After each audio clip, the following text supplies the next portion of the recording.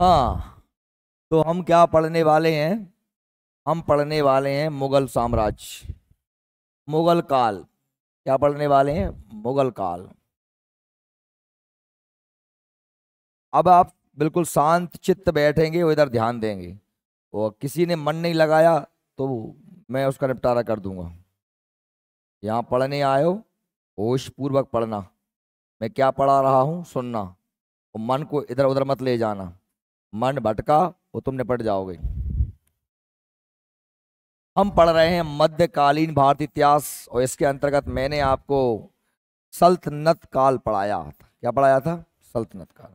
भाई मध्यकाल भारत में जो है, हमने देखा था कि 1192 में मोहम्मद गौरी पृथ्वीराज चौहान को हराता है और दिल्ली पर कब्जा और अजमेर पे कब्जा करता है। कौन? मोहम्मद गौरी। तराइन का द्वितीय युद्ध, तराइन के द्वितीय युद्ध। और इसी प्रकार हम देखते हैं कि मोहम्मद गौरी कब्जा कर लेता है भारत पर, और भारत में ये मुसलमानों के साम्राज्य की क्या होती है? शुरुआत।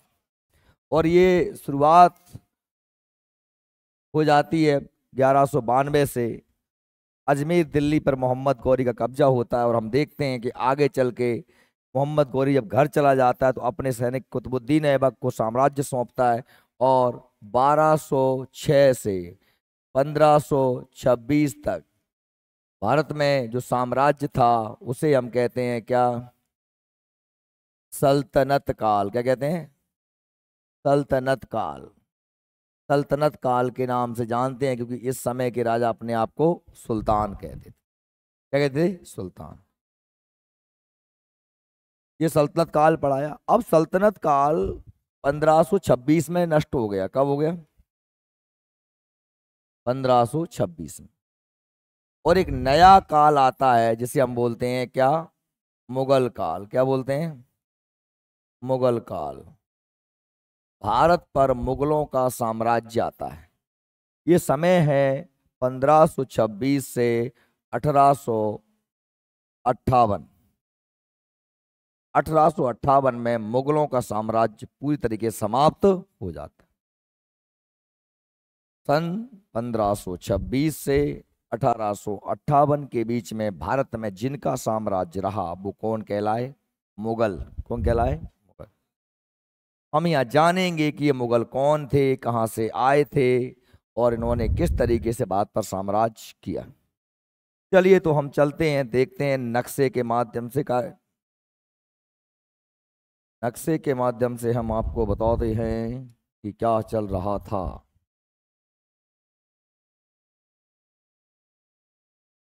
बच्चों, आपके सामने है ये दुनिया का नक्शा, और इस नक्शे में आप देखिए, आपको दिख रहा होगा ये हमारा भारत है। भारत दिख रहा है? दिख रहा कि नहीं दिख रहा? ये है भारत, ये भारत। पर चूंकि अभी पाकिस्तान है, पाकिस्तान भी पहले भारत ही था। ये पाकिस्तान है, ये पाकिस्तान और भारत। दिल्ली, यहाँ पर राजा है सल्तनत काल का आखिरी राजा लोधी वंश का। कौन? इब्राहिम लोधी। कौन है? इब्राहिम लोधी। कब आता है इब्राहिम लोधी? कब है? ये लगभग समय है 1526। कौन समय है? 1526। ये दिल्ली में राजा है। और यहाँ पर बहुत छोटे छोटे कुछ राजा भी हैं, जैसे कि यहाँ पर राजस्थान में राणा सांगा है। मेवाड़ में कौन है? राणा सांगा। राणा सांगा और इब्राहिम लोधी के बीच में एक युद्ध हो चुका था, खतौली का युद्ध। कौन सा युद्ध हो चुका था? खतौली का युद्ध। ठीक। और भी नए नए छोटे छोटे राज्य यहाँ पर हैं। भारत की बात है, मतलब सीधी सी बात है कि लोधी वंश का साम्राज्य बहुत बड़ा नहीं था, और भी भारत में छोटे छोटे नए बहुत सारे राज्य पैदा हो गए थे। भारत मतलब एक नहीं था, अस्त व्यस्त चल रहा था। ये अफगानिस्तान, अफगानिस्तान के ऊपर ये हमारा तुर्किस्तान, और ये ऊपर आ जाता है रेड कलर का उज्बेकिस्तान। क्या जाता है? उज्बेकिस्तान। उज्बेकिस्तान। ये क्या है? उज्बेकिस्तान।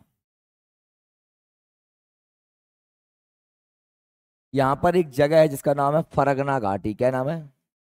फरगना घाटी। फरगना घाटी। कौन सी जगह है? फरगना घाटी।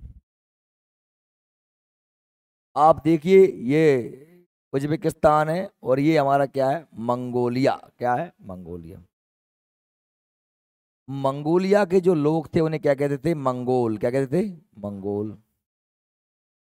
और मंगोलों के आक्रमण भारत पर होते रहे, है ना। चंगेज खां मंगोल ही था। तो ये आक्रमण, ये जो मंगोल थे ये इस इलाके में आके फैल गए थे। उन्हीं मंगोलों को जो ईरान है, ईरान, ये जो देखो, ईरान, तुर्कमेनिस्तान, उज्बेकिस्तान एक ही क्षेत्र है ये पूरा का पूरा। देखो ये ईरान है। ईरान का पुराना नाम बेटा क्या है? फारस। क्या नाम है? फारस। और फारस की भाषा कौन सी है? फारसी। कौन सी है? फारसी। फारसी में इन मंगोलों को क्या कहा गया? मुगल। क्या कहा गया? मुगल। यानी कि आप समझ पा रहे हो, ये मुगल शब्द कहाँ से आया? मंगोल से। आई बात सही में? ये मंगोल ही थे जिन्हें फारसी भाषा में क्या कहा गया? मुगल कहा गया। एक, ये तो हो गई मुगल की, मुगलों की बात। मंगोल से क्या बना है? मुगल। क्लियर? अब चूंकि हम बात कर रहे हैं ये मुगल जो, अब ये बात मैंने कही कि साहब ये तुर्कमेनिस्तान है, ये अपना उज्बेकिस्तान, यहाँ पर फरगना घाटी है। फरगना घाटी, यहाँ पर जाए शेख मिर्जा नाम के व्यक्ति का क्या था? राज था। शेख मिर्जा का क्या था? साम्राज्य था। और शेख मिर्जा का ही बेटा हुआ था बाबर। क्या नाम था? बाबर। शेख मिर्जा का ही बेटा क्या था? सॉरी, बाबर।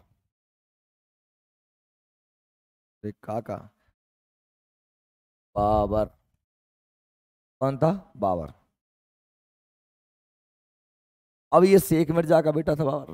बाबर के बारे में बता दूं, पूरी कहानी ये है। तो बेटा ये यहाँ पर 1492 में जो है ये गद्दी पर बैठा, और 94 में जो है इसने, इसके चाचा वगैरह ने इसको पराजित करके हटा दिया छल से।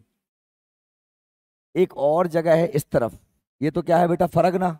क्या है? फरगना, जहाँ उसके बाप का राज्य था। बाप मरा तो ये गद्दी पे बैठा शेख मिर्जा के बाद में। वो चाचा माचा बाकी षड्यंत्र कर रहे थे तो उसे गद्दी से हटा दिया। यहाँ पर एक जगह है जिसका नाम है समरकंद। क्या है? समरकंद। इस जगह का नाम है समरकंद। समरकंद एक जगह है। और बाबर हमेशा से चाहता था कि मेरा समरकंद पे क्या हो जाए? कब्जा। और 1496 में बाबर ने काय पे कब्जा कर लिया? समरकंद। इधर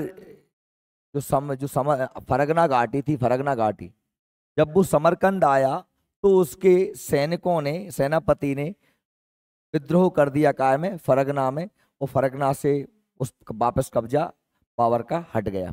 बाबर यहाँ से यहाँ आया कब्जा करने, यहाँ तो उसने कब्जा कर लिया, लेकिन वहां उसके सेनापतियों ने क्या काम किया? विद्रोह कर दिया और कब्जा कर लिया। तो उसके हाथ से क्या चला गया? फरगना। उसको मालूम चला कि मेरा फरगना कब्जा कर लिया, तो वो वापस से सेना लेके कहाँ गया? समरकंद से फरगना। तो इधर समरकंद के सैनिकों ने विद्रोह कर दिया, और अब बेचारे उसके हाथ से फरगना भी गया और उसके हाथ से क्या चला गया? समरकंद भी चला गया। बड़ा बेयादा हो गई बेचारा, अब दर दर की ठोकरें खाने लगा।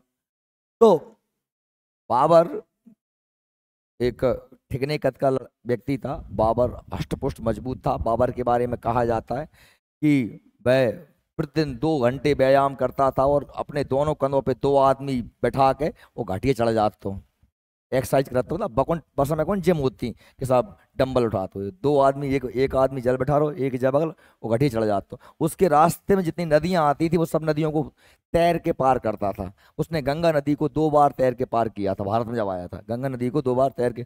तो बाबर ने यहाँ पर बेटा जो अफगानिस्तान है, अगर आपको पता हो, नहीं पता तो मैं बता देता हूँ, यहाँ पर एक पर्वत है जिसका नाम क्या है? हिंदू कुश। क्या नाम है? इसका नाम है हिंदू कुश। हिंदू कुश पर्वत आप जानते हैं, हिंदू कुश पर्वतमाला में क्या है? खैबर दर्रा। क्या है? खैबर दर्रा। हिंदू कुश की बर्फीली पहाड़ियों को लांग करके बाबर आता है हिंदुस्तान, और यहां पर उसे 1504 में, 92, 94, 96, 1400, अब क्या आ गया? 1504 में वह क्या करता है? वह कंधार, काय पे? कंधार। कंधार जो कहाँ पर है? अफगानिस्तान में कब्जा कर लेता है। 1506 में वह हेरात, काय पे? हेरात। हेरात ये भी बेटा कहाँ है? ये भी कहाँ है? अफगानिस्तान में। ये अफगानिस्तान में, ये कंधार हेरात क्या कर लेता है? कब्जा कर लेता है। ठीक। उसके लिए ये बहुत बढ़िया बात थी कि उसके पास कुछ नहीं था, उसके खुद के घर चले गए थे, उसे एक नया साम्राज्य मिल गया कंधार और हेरात के रूप में। बात सही में आ रही मेरी? तो ये नया साम्राज्य मिल गया उसे, यहाँ वो रहता था यहाँ था, यहाँ से यहाँ आ गया। ये हिंदू कुश पर्वतमाला है। अब क्योंकि उसे मालूम चला कि दिल्ली में लोदी वंश का शासक है और इब्राहिम लोदी, इब्राहिम लोदी यहाँ का कौन है? राजा है। आपको मैंने कल भी बताया था, मैं फिर बता दूं, ये बाबर जो था ये तुर्क था। कौन था? चगताई तुर्क। चगताई तुर्क था, और ये मंगोलों का और चंगेज खां और तैमूर के वंशजों, दोनों ही वंशों की मिली हुई नस्ल थी मुगल। इसके माँ और पिता, एक था मंगोलों से, एक था तुर्कों से। ठीक है। और आपको ये बता दूं मैं कि ये जो इब्राहिम लोदी हैं ये कौन है? ये है अफगान। ये कौन है? ये अफगान है। क्या है? अफगान। क्योंकि आपको पता है कि लोदी वंश से पहले सैयद वंश, और सैयद वंश से पहले तुगलक और खिलजी और गुलाम, ये सभी कौन थे? तुर्क थे। कौन थे? तुर्क। कौन थे? तुर्क। तो बाबर का ऐसा मानना था कि दिल्ली पर तुर्कों का ही शासन था और वापस से तुर्कों का ही होना चाहिए। इसलिए बाबर ने इब्राहिम लोदी से कहा कि भाई तू जो है हट जा, तो हम बनेंगे राजा। तो इतने आराम से कोई मानता है? 1500 1510 से लेकर 1526 के बीच में बाबर ने कई छोटे मोटे आक्रमण किए काबुल, कंधा, हेरात से। कहां पर? इसके साम्राज्य पर। किस साम्राज्य पर? इब्राहिम लोदी के साम्राज्य पर। तो इब्राहिम लोदी का साम्राज्य थोड़ा कि दिल्ली में ही था, वो तो इधर पाकिस्तान, इधर इधर लाहौर माहौर ज्यादा था। इधर कंधार मंदार कहेंगे अफगानिस्तान में। बाबर आओ कहाँ से? तो फरगना से। फरगना समरकंद उसके छूट गए दो ही, उसने क्रॉस करके यहाँ आ गया वापस हिंदू कुश पर्वतमाला को। उसके पास छोटी सी सेना थी बाबर के पास, क्योंकि उसके उसके राज्य से उसे भगा ही दिया गया था। तो बाबर ने इससे कहा कि मैं भाई इससे छोटे आक्रमण किए। किस पर? इब्राहिम लोदी पर। समझना मेरी बात, इब्राहिम लोदी पर। और आखिरकार बाबर को 1526 में सफलता मिल गई। 1526 के युद्ध को हम कहते हैं पानीपत का युद्ध। क्या कहते हैं? पानीपत का प्रथम युद्ध है। क्या है? पानीपत का प्रथम युद्ध। पानीपत बेटा एक जगह है, यहाँ पर 3 युद्ध लड़े गए हैं। पानीपत कहाँ पर है? हरियाणा में। कहाँ पर है? हरियाणा में एक जगह है जिसका नाम क्या है? पानीपत। हरियाणा में एक जगह है पानीपत। ठीक है, कहानी समझ में आई आपको? और इस प्रकार से बाबर जो है उस पर कब्जा कर लेता है दिल्ली पर। हालांकि बाबर के पास बहुत छोटी सी सेना थी और इब्राहिम लोदी के पास बहुत बड़ी सेना थी। इब्राहिम लोदी पूरे पूरे के पूरे भारत का शासक था, और इसके पास तो बेचारे के पास खुद के राज्य की सेना भी नहीं बची थी। इसने तो इधर उधर के कबीलों के लोग इकट्ठे किए थे और उनको ही ट्रेनिंग देकर ये उनको ही लेके आया था। पर बाबर ने दिमाग से काम लिया। क्या दिमाग से काम लिया? कि बाबर समझ गया था कि इस समय बारूद का बड़ा महत्व है। काय का? बारूद। बारूद तो तुम जानते हो, उस समय बारूद का नया नया आविष्कार हुआ था। बारूद और तोप। बारूद और तोप। तोप भी चलेगी काय से? गोलों से, बारूदों से। तो बाबर के पास ये नई टेक्नोलॉजी थी। क्या थी? नई टेक्नोलॉजी। ठीक है। और वो जो सैनिक थे वो लड़ रहे थे पुराने, वही तलवार ढाल भाले। कौन से सैनिक? अफगान सैनिक। और सबसे बड़ी बात, अफगान सैनिक संगठित नहीं थे। क्या नहीं थे? संगठित। लीड करने वाला व्यक्ति कोई ढंग का नहीं था, और सेना को कमांड देने वाला या एक साथ तालमेल नहीं बिठा पा रहे थे, है ना। और वो लड़ रहे थे पूरी स्ट्रेटजी बनाकर, पूरी एक प्लानिंग के साथ और संगठित होकर लड़ रहे थे। भले ही कम थे पर बहुत अच्छे से लड़ रहे थे। और बारूद और तोप का प्रयोग किया किसने? भारत में पहली बार बाबर ने। किसने किया? समझ में आ रही है? बारूद और तोप का प्रयोग किया। और साथ में ही एक नीति है,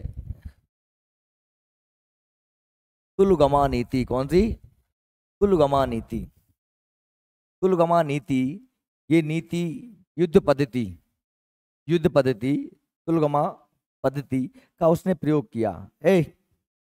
जक्का हो तुलगमा पद्धति। आपने बाहुबली फिल्म देखी होगी, बाहुबली फिल्म देखी? तो कुछ सैनिक यहाँ खड़े हैं, कुछ सैनिक ऐसे चले गए, कुछ सैनिक ऐसे चले गए, है ना। सैनिकों को कायम बांट देना टुकड़ियों में, दाएं बाएं मध्य में, एक चक्रव्यूह बना देना जिससे कि सामने वाले की सेना चारों तरफ से घिर जाए। इस नीति को क्या नाम देते हैं? तुलगमा नीति। तो ये प्रश्न बनते हैं, भारत में पहली बार बारूद का और तोप का प्रयोग किसने किया? बाबर ने। भारत में तुलगमा नीति का जनक कौन कहलाता है? बाबर। कौन कहलाता है? बात समझ में आ रही मेरी? ठीक है, अब सोना मत अकेले, बस बाकी पूरी कहानी यही है। चलिए, तो ये हमने बात लेते हैं हम हमारे लिए काम की चीज क्या है। हमारे लिए काम की चीज है, देखो नंबर एक तो देखिए बाबर, समय देख लिए 1526 से 1530 बाबर का कुल समय रहा। बाबर का समय है केवल, किसका समय? बाबर का। भारत में बाकी तो बाबर का जन्म तो 1483 में हुआ था, लेकिन भारत में 1526 में और 1530 तक। बाबर पितृवंश की ओर से तैमूर का पांचवा वंशज। कौन सा? तैमूर का पांचवा वंशज। तथा मातृवंश की ओर से चंगेज खां का 14वां वंशज। चंगेज खां की 14वीं पीढ़ी में बाकी मम्मी भाई थी। और तैमूर के पांचवा वंशज कौन था? तैमूर कब आया था? 1398 में, 1398 में। तो 1400 ही मान लो, तो ये 1526, ज्यादा टाइम थोड़ी हुआ है। तो पांचवी पीढ़ी में था कौन? इसका, ये बाबर, है ना। इसका पिता कौन? शेख उमर मिर्जा। शेख मिर्जा, शेख मिर्जा कौन है? बाबर के पापा, ठीक है। इसकी माता थी चंगेज खां की 14वीं वंशज। बाबर का जन्म 14 फरवरी 1483 को फरगना में हुआ था। कहाँ हुआ था? फरगना। फरगना घाटी कहाँ पर है बेटा? उज्बेकिस्तान। कहाँ पर है? उज्बेकिस्तान है। फरगना घाटी उज्बेकिस्तान है। बाबर के पिता का नाम क्या था? उमर शेख मिर्जा, जो फरगना नामक छोटे राज्य के क्या थे? शासक थे। बाबर ने 1507 में बादशाह की उपाधि धारण की, जिसे वह अब तक किसी तैमूर शासक ने धारण नहीं की। क्या की? बादशाह। बादशाह से ही बाद में क्या बना है? बादशाह। क्या बना है? बादशाह। पहले शब्द क्या था? बादशाह।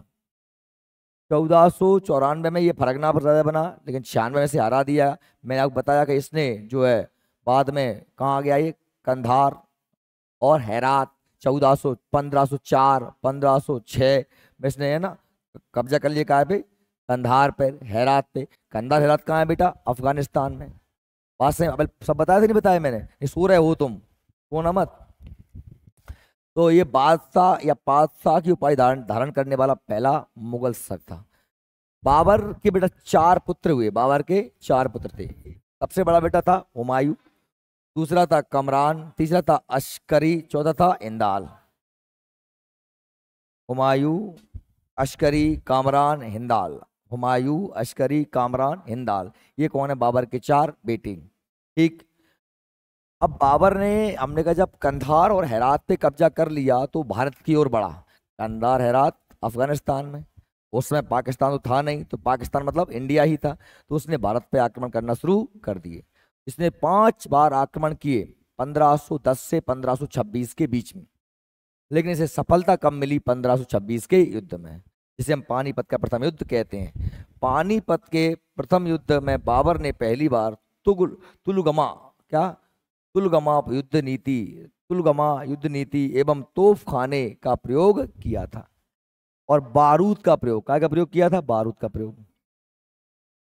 प्रयोग किया था। उस्ताद अली और मुस्तफ़ा बाबर के क्या को थे? बाबर के 2 प्रसिद्ध निशानेबाज थे। एक का नाम था उस्ताद अली और एक का नाम था मुस्तफ़ा। ये दो बाबर के साथ आए, कौन थे? निशानेबाज। ठीक। भारत का राजा कौन है उस समय? सुल्तान इब्राहिम लोदी। कौन है? इब्राहिम लोदी। बाबर भारत से आया है। अच्छा, ये प्रश्न भी बनता है कि भारत पर आक्रमण करने के लिए बाबर को किसने निमंत्रण दिया था? तो राणा सांगा ने। किसने दिया था? क्योंकि राणा सांगा की और इब्राहिम लोदी की पहले से चल रही थी। आपको पता ही है ना कि राणा सांगा का और बाबर का पहले युद्ध हो चुका है। कौन सा युद्ध? खतौली का युद्ध। कौन सा युद्ध? खतौली का। इसलिए ये दोनों आपस में चल ही रही। और बाबर बाबर के मात्र दो सरदार अमीर ख्वाजा कला खां और मीर मरान ने पानीपत के युद्ध के बाद वापस काबुल जाने की इच्छा व्यक्त की थी। जब इसने पूछा अपने सरदारों से कि क्या हम वापस अपने घर चले जाएं या यहाँ राजा राज्य करें, तो केवल दो सरदारों ने कहा, ख्वाजा कला और मीर मरान ने पानीपत युद्ध के बाद वापस अपने घर काबुल जाने की इच्छा प्रकट की थी। ठीक है। अब इसके बाद में मैंने कहा बाबर आगे बढ़ता है, बाबर भारत में आगे बढ़ता है। अब आप मैप के माध्यम से देख लीजिए। देखिए कि बाबर किधर से एंटर हुआ है? यहाँ से। ये अफगानिस्तान में कंधार पर, और उस पर जो काबुल था कंधार, उस पर उसका साम्राज्य था बाबर का। और फिर वो वहां से आया कहाँ पर? ये अंदर घुसा लाहौर तरफ, और ये उसने कब्जा किया। ये दिल्ली है बेटा, और ये हरियाणा है। ये इस जगह कौन सी? पानीपत। 1526 में उसने जो पानीपत का युद्ध लड़ा, कौन सा? पानीपत का। कब लड़ा? 1526 में। किसको हराया? इब्राहिम लोदी को। और कब्जा काय पे कर लिया? दिल्ली पे। राजस्थान में जो मेवाड़ के शासक कौन थे? वो थे राणा सांगा। कौन थे यहाँ पर? राणा सांगा। राणा सांगा थे। और राणा सांगा ने ही बाबर को क्या किया दिया था? आमंत्रण। क्या दिया था? आमंत्रण दिया था, बुलाया था, क्योंकि राणा सांगा की और इब्राहिम लोदी की चल रही थी। पर राणा सांगा ये चाह रहे थे कि भाई तू दिल्ली को रख ले अपने पास, है ना, या और ये इलाका मैं जीत रख लूंगा, ये जो भी इलाका है। सीधी सी बात, आपस में इनकी संधि हो गई थी। पर जो बाबर है वो पलट गया, अपनी बातों से पलट गया, और बाबर ने राणा सांगा पर क्या कर दिया? आक्रमण कर दिया। ये युद्ध कहलाता है, ये युद्ध कहलाता है खनवा का युद्ध। क्या कहलाता है? खानवा का युद्ध। क्या का? खानवा का युद्ध। ये हुआ था 1527 में। कब हुआ था?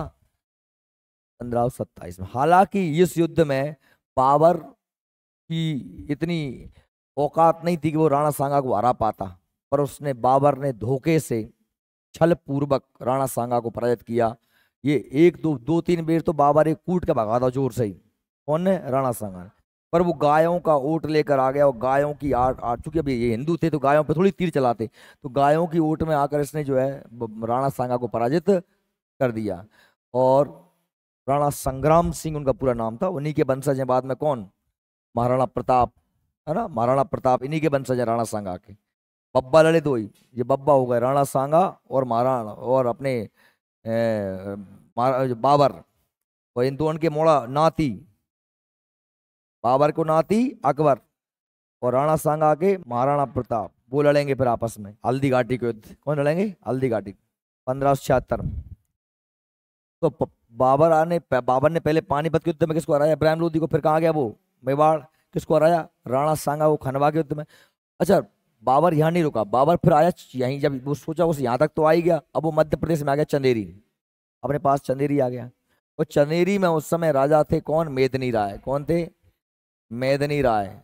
और मेदनी राय चंदेरी के शासक थे, चंदेरी की। और यह युद्ध होता है 1528 में। कब होता है? 1528। अब बाबर यहां से वापस लौटता है, बाबर यहां से वापस लौटता है। तो जब वापस लौट रहा होता है तभी जो इब्राहिम लोदी का भाई, जिसका नाम था कौन? महमूद लोदी, वो इस जगह पर, जगह कौन सी है? घाघरा। जगह कौन सी है? घाघरा। नाम कौन कौन आता है? महमूद लोदी। अशोक क्या कह रहा है? हैं? महमूद लोदी। इब्राहिम लोदी का भाई, एक अफगानों की सेना इकट्ठी करके और बंगाल के शासक की सहायता से एक सेना इकट्ठी करता है और घाघरा का युद्ध होता है। कौन सा युद्ध होता है? घाघरा का युद्ध। यह युद्ध होता है कब? 1529 में। कब होता है? 1529। और इस युद्ध में भी बाबर जीत जाता है और बाबर फिर वापस जाता है और बाबर यहीं पर जाकर के मृत्यु हो जाती है बाबर की। कहाँ पर? आगरा में दफनाया। बाबर को कहाँ दफनाया गया? 1530 में। कब? 1530 में बाबर की मृत्यु होती है और बाबर को दफनाया कहाँ जाता है? आगरा। आगरा के आराम बाग में, आराम बाग है वहां पर दफनाया गया। हालांकि बाबर ने अपनी जो आत्मकथा लिखी थी वो तुर्की भाषा में बाबरनामा, क्या लिखा था? बाबरनामा, बाबरनामा लिखा था, बाबरनामा। लेकिन अब वो चूंकि तुर्की भाषा में था और बाद में हुमायूं या आया, बाबर का बेटा राजा बना और उसके बाद में हुमायूं का बेटा अकबर बना। तो अकबर के टाइम पे जो है बाबरनामा का ट्रांसलेट हुआ काय में? फारसी में। ये बाबरनामा बेटा काय में लिखी गई थी? तुर्की में। काय में लिखी गई थी? क्योंकि ताई तुर्क भाषा होती है ना, तो तुर्की में ये लिखी गई थी, तुर्की भाषा में। बाद में इसको काय में ट्रांसलेट किया गया? फारसी में। काय में किया गया? फारसी भाषा में। जब फारसी में ट्रांसलेट किया गया तो इसे पढ़ा, किसमें लिखा क्या बाबर ने? तो बाबर ने लिखा था कि मुझे कहाँ दफनाया जाए? काबुल। कहाँ दफनाया जाए? काबुल। मेरा राज्य वही है काबुल, मुझे वहां दफनाया जाए। तो फिर इसके नाती अकबर ने इसकी कब्र को दोबारा खुदवाया। अब तो हड्डा मड्डी बचे होंगे, हड्डा मड्डा ने निकलवा के वापस कहाँ दफनवाया? काबुल। भारत से बाहर जितने भी मुगल शासक हुए हैं, है ना, बाबर, बाबर के बाद हुमायूं, हुमायूं के बाद जहांगीर, जहांगीर के बाद में शाहजहां, शाहजहां के बाद हुमायूं, अकबर रहेगा, बाबर, हुमायूं, अकबर, जहांगीर, शाहजहां, औरंगजेब। और उसके बाद में फिर अकबर प्रथम और फिर न जाने मोहम्मद शाह और ये फलाने ढकाने सब काम के नहीं है। ला आखिरी को है वो अपनो बहादुर शाह जफर। कौन हुआ? बहादुर शाह जफर। तो इतने राजाओं में से, इतने शासकों में से केवल 3 शासक ऐसे हैं। कितने? 3। कौन कौन से भैया? नंबर 1 बाबर, बाबर। नंबर 2 जहांगीर और नंबर 3 बहादुर शाह जफर। जिनकी समाधि, जिनकी कब्रें, जिनके मकबरे भारत से बाहर हैं। बाबर का कहाँ हो गया? काबुल। जहांगीर का है लाहौर में। और मोहम्मद शाह जो अपना बहादुर शाह जफर, जब 1857 की क्रांति के टाइम पे ये भारत के हुए थे मुगल बादशाह बहादुर शाह जफर। और इनको अंग्रेजों ने क्रांति का लीड करने के चक्कर में इनको पकड़ के कहाँ भेज दिया था? म्यांमार। कहाँ भेज दिया था? ये म्यांमार। म्यांमार की राजधानी क्या है? रंगून। क्या है? रंगून। और इनकी पत्नी यहाँ पे गाना गा रही थी कि मेरे पिया गए रंगून, किया है वहां से टेलीफोन। सुना है गाना? तो इनको बेचारे यहीं मर गए 1862 में और इनको यहीं दफनाया गया। किसको? बहादुर शाह। तो एक तो बाबर की समाधि कब्र है काबुल में। दूसरा जहांगीर की कहाँ है? पाकिस्तान के लाहौर में। कहाँ है? पाकिस्तान के लाहौर।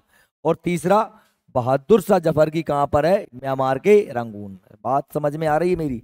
मैं क्या कह रहा हूँ कि 3 मुगल बादशाहों की समाधियां भारत से बाहर हैं, कब्रें, कब्रें भारत से बाहर हैं, ठीक है, या मकबरे भारत से बाहर हैं।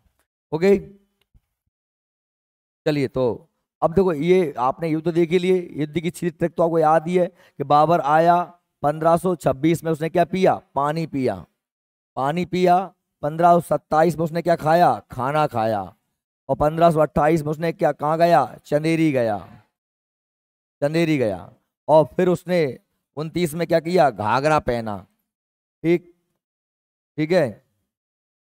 1529 सबसे पहले उसने 1526 में खाना खाया, फिर 27 में पानी पिया, 28 में चंदेरी गया और 1529 में घाघरा पहना। और जैसे ही घाघरा पहना तो 30 में मर गया। ठीक, पानी पिया, खाना खाया, चंदेरी गया, घाघरा पहना, मर गया। क्या उल्टा बोला?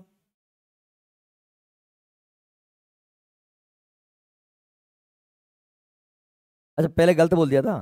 तो पहले पहले तो पानी पिया, फिर खाना खाया, फिर चंदेरी गया, फिर घाघरा पहना, ऊपर मर गया। 1526, 27, 28, 29, 30 बाबर के जीवन के प्रमुख युद्ध। ठीक है, याद कर लेना भैया आराम से। हाँ बेटा।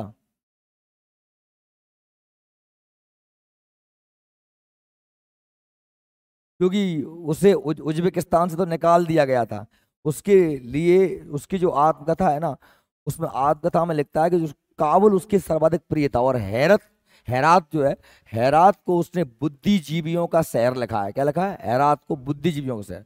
क्योंकि ये वहां से तो भाग गया ना, अब वहां उसका कुछ बचा ही नहीं था, उसके चाचा मचा ने कब्जा कर लिया था ये। अब उसने अपना पूरा जीवन कहाँ बताया था? काबुल में।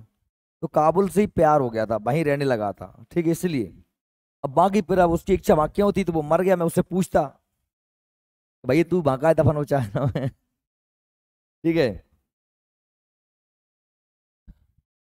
अब देखिए,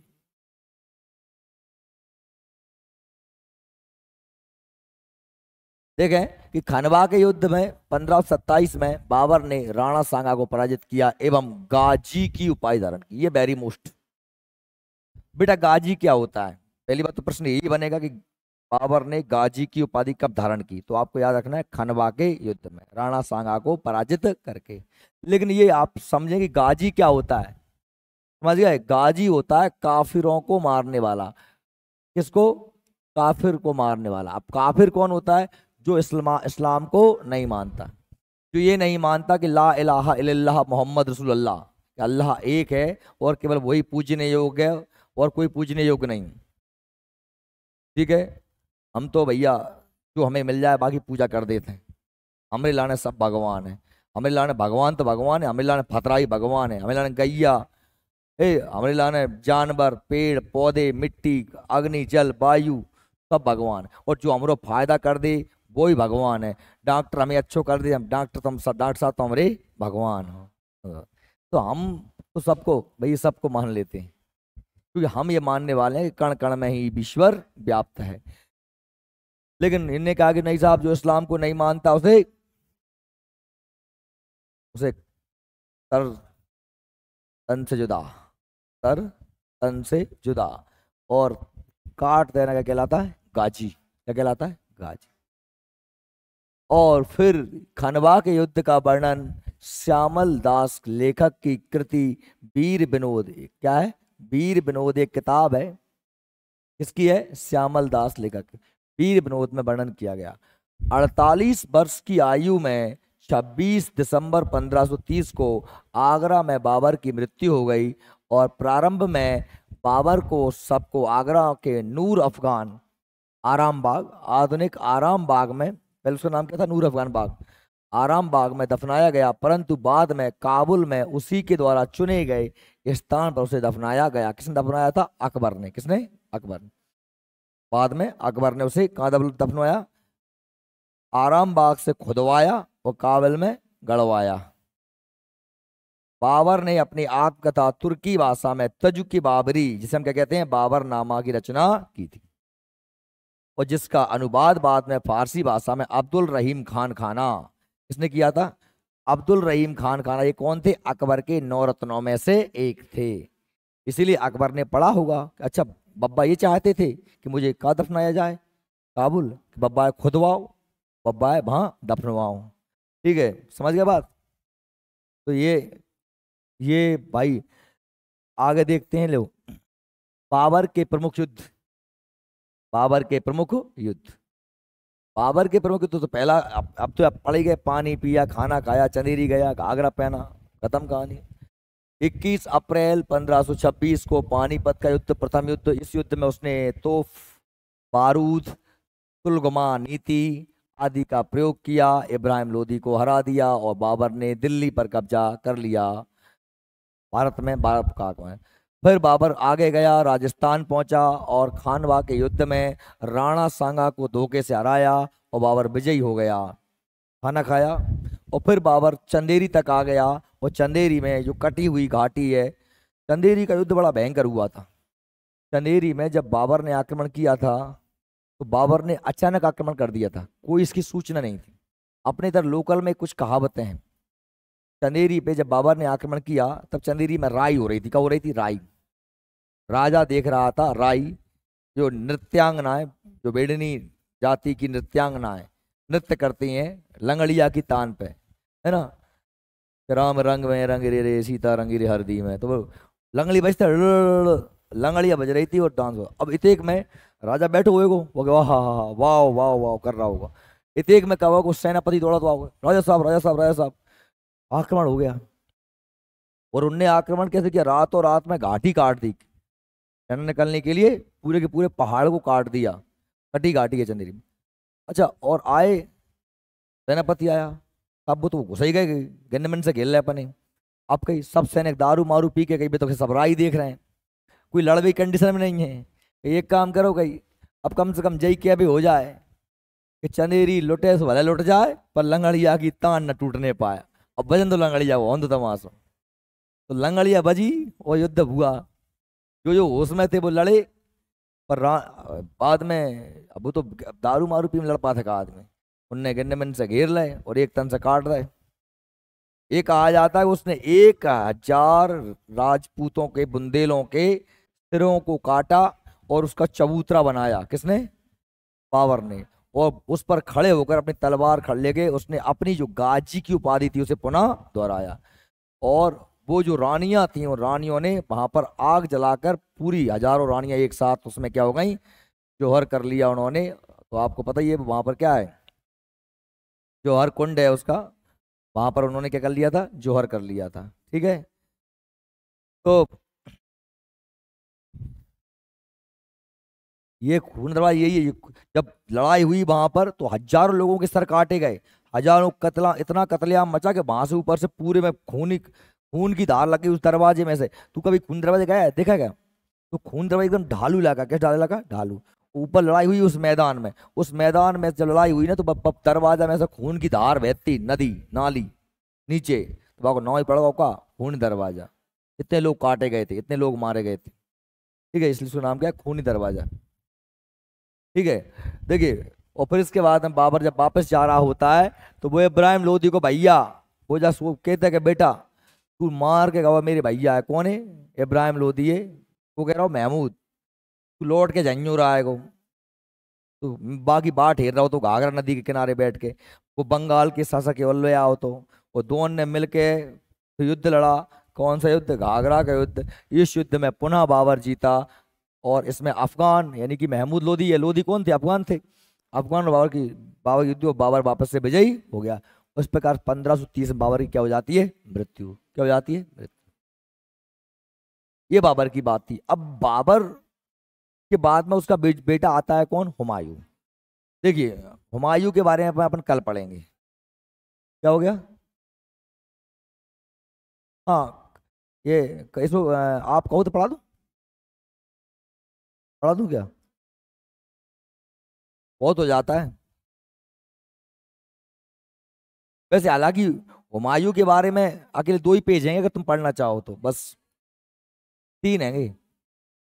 अब नहीं है, फिर शेर जो जाओ शेर ससूरी, शेर ससूरी। चलो कल ही पढ़ लेंगे, ठीक है, आज के लिए इतना ही, ज्यादा लेट हो जाओगे।